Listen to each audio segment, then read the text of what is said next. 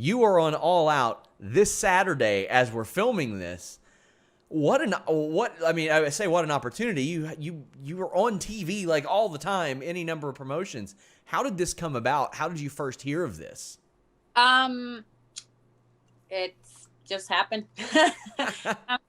And AEW worked together to make it happen. I know that the interest of me getting booked in one of the shows was there. Like, I was contacted, and I went through where I needed to go through, and they made it happen. For me, it was like a surprise to like be like, oh, by the way, you're in All Out, and I was like, oh, okay, all right. I'm not expecting this, but I'm ready. I've been ready. So yeah, like they work it out. AEW and NWA, they're doing a cross promotional thing, and it's historical because it's like, I think this is the first female NWA champion that goes to another promotion and fights another champion. So what an opportunity, and what a time, 2020, to make this happen.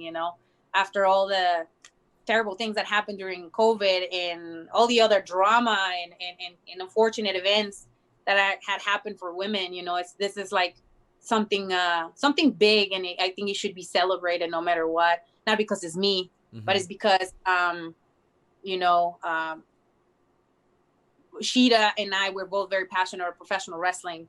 She's herself has been wrestling for 9 years, and she's one of the greatest young talents in Japan.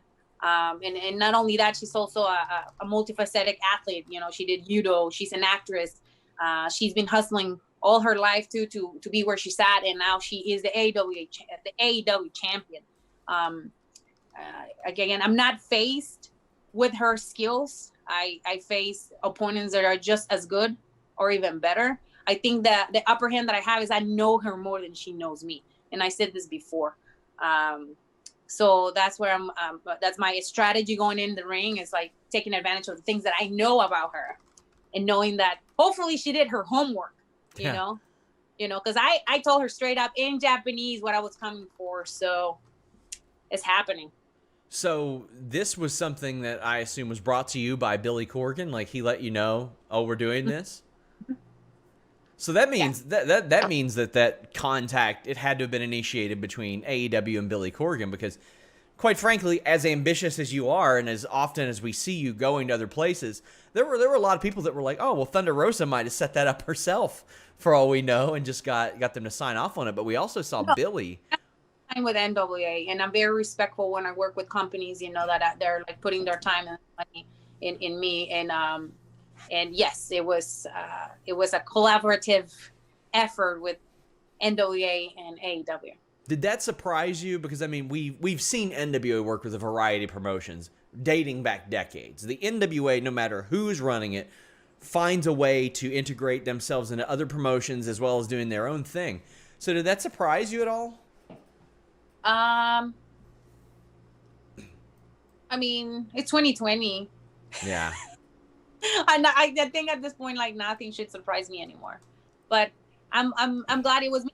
I'm glad it was the La Mera Mera that's coming in, and into a bigger arena, into a bigger stage, into a bigger platform. And I could not be more happy than this. It's like, again, it's like the culmination of all this work, sacrifice, tears, failures,